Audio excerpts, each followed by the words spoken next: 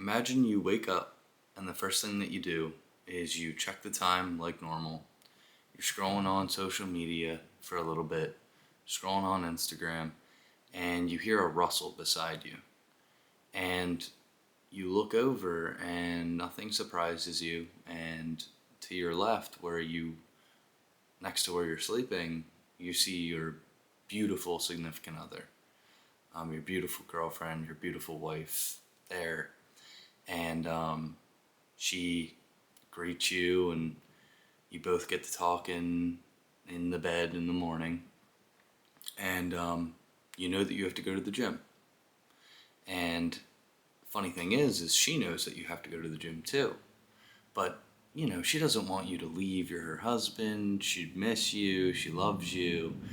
And she calls you that, little relationship nickname that she has for you.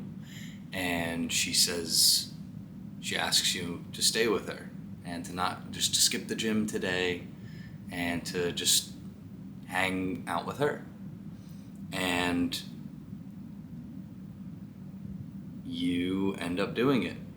You end up skipping the gym. You spend the day with your girl. She's so excited that you skipped the gym to spend some time with her. And you tell yourself, like, yeah, I'll get back to it tomorrow. Like, I just want to relax today, spend the day with my girl, and I'll get back to it tomorrow, right?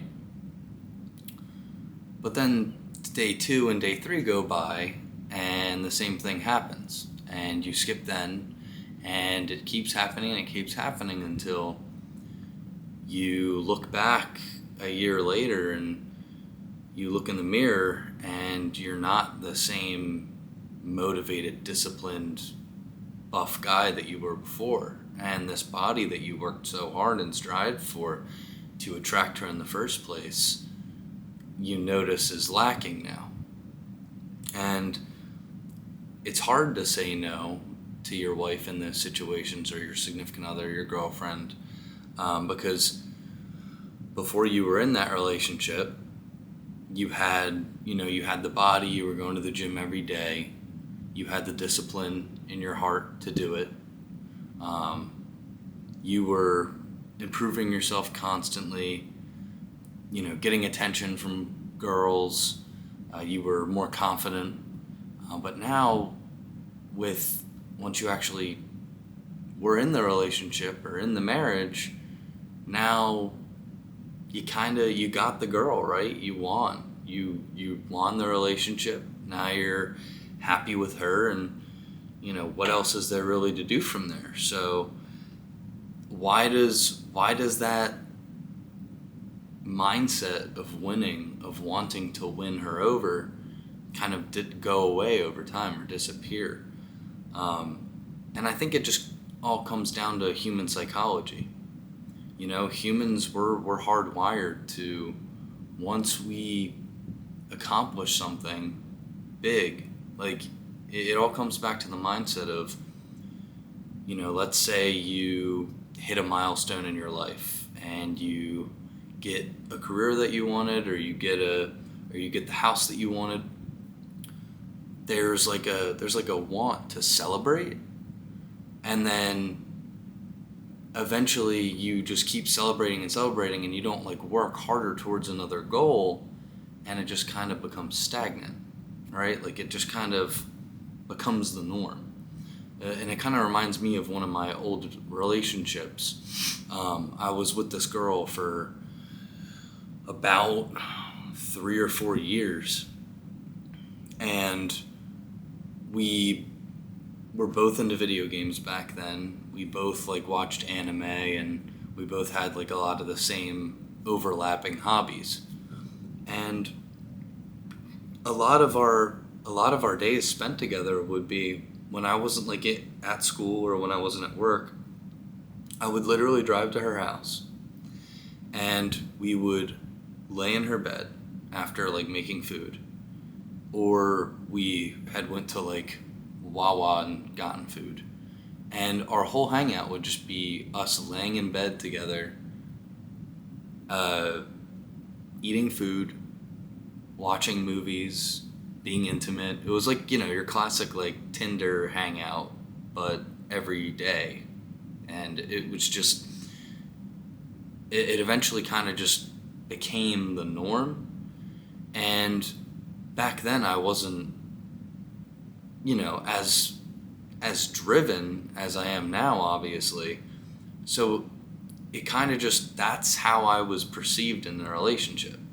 And I can't even really blame my ex for that, because that was really the substance of our relationship. I would come over, we would watch movies and eat snacks, and then I would go home like 6 or 7 at night, and then we would hop on video games together with my friends.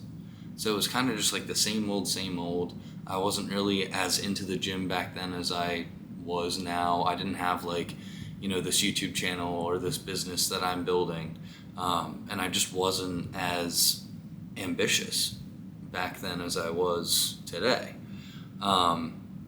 And so when you're in that kind of situation, and I felt like at that point I had won the girl, and it only is natural that your training becomes less consistent, your confidence drops because you're not as active anymore, you're not as ambitious, you're not learning anything new, and your body might weaken, or like you might lose a good amount of the progress that you gained to even get into that relationship in the first place. Because I'm not stupid, right? I know that, for a lot of us guys, especially when we're first starting and we're first getting into the gym, it's for girls. Like it's to have the attraction of women, to get female attention. A lot of men's actions all throughout history are for that purpose, right? So it's only natural that 99% of us, when we're trying to get into the gym, it's to have female attraction. And then when we finally get that and we get into a committed relationship, it's like, where do we kind of go from there? So, but that's the thing is, once you're in that relationship and your girl has fallen for this version of you that is muscular, that goes to the gym, that's driven, that's ambitious, that has goals for his life, and then a year or 2 or 3 down the road, she sees this version of you that, has already won in their mind, and starts to slack off, isn't as motivated as they once were, isn't the same man that she fell for. And it's not really a surprise to me that in those kinds of relationships where that kind of thing happens, that intimacy becomes less and less, or not as good, is because that attraction that grabbed her in the first place, there's not as much for that attraction to latch onto now. So that's why intrinsic motivation is so important, and that's what I talk about in some of my other videos. Is once you start to enjoy the process of something, like I love going to the gym. It is one of the loves of my life. I go there almost every single day, and I don't go there because I love, like, how do I word this? I go there every day because I love the process of training. I love training itself. I love the results that come with it, and I love how I look in the mirror, and my wife does too. But actually going in there and doing the work that has to be done in that setting gives me like a satisfaction throughout the rest of the day, like that I crushed the workout, I did what I needed to in the gym that day. It's kind of like a goal that I set for myself every single day that I'm able to cross off. And regardless of the result or not, it gives me that satisfaction that I went in there and I did that in the first place. So a lot of guys, when they're not in a relationship yet, they have a lot of extrinsic motivation, right? So it's extrinsic motivation, I've covered it in other videos, but I'll re-explain it again, is kind of you're getting motivation from outside factors. So you're getting motivation from female attention is one extrinsic motivator. Maybe like you have an extrinsic motivator of like something that my dad used to tell me all the time when I first told my dad that I was going to start weightlifting, and I wanted to order a couple dumbbells for the basement that I used to work out in. And I wanted to order like protein powder. I wanted to like really get into this. It was probably around when I was like 16 or 17. My dad pretty much told me like I used to go to the gym when I was in high school and I never got big. You don't have the genetics for it. Like I never got big, so you're not going to be able to really get big either. So I just don't want you to I don't want you to disappoint yourself. So I kind of told myself like, all right, well, fuck you. I'm gonna go do it no matter what you say, and I'm gonna get whatever results I can get out of myself, and I want to prove you wrong. And to this day, I believe that I did prove him wrong because I got bigger than I'm not like Sam Sulek, but I've gotten bigger than my dad ever thought was possible for me. And he's said to me that he's sorry that he said that to me in the past, like how it made me feel. And I tell him, don't be sorry, because when I was in the gym for like, it wasn't like the primary motivator for me. I guess the primary motivator for me back then was female attention. But there was always in the back of my head my dad saying, "Oh, you don't have the genetics for it. Like, I never got big in high school, so I just don't disappoint yourself." And that pushed me the extra mile than that I wouldn't have maybe gone if it was just all for female attention. So extrinsic motivators are strong, like female attention, like the thing that my dad told me, but they didn't carry me, or like things like that won't carry you through once those extrinsic motivators are gone, right? So female attention was the primary driver of me initially. Then I got into relationships. That primary driver is then gone. So if you're in that situation where you're trying to get all this female attention, and then one that you really like gives you that attention, and now you're in a committed relationship, you don't have that extrinsic motivation anymore, that female attention driver, because you're already getting the female attention because that female is in that relationship with you, right? So intrinsic motivation is motivation that comes from within, enjoying the process, like I said before, enjoying actually going to the gym and getting it done.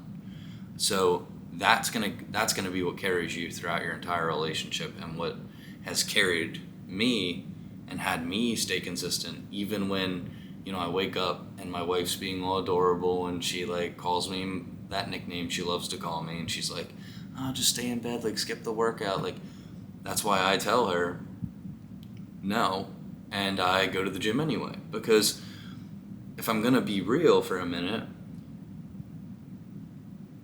I go anyway because I know in my heart that, I need to go, I need to do this, I have a mission, and at the same time, I know that my wife secretly wants me to go.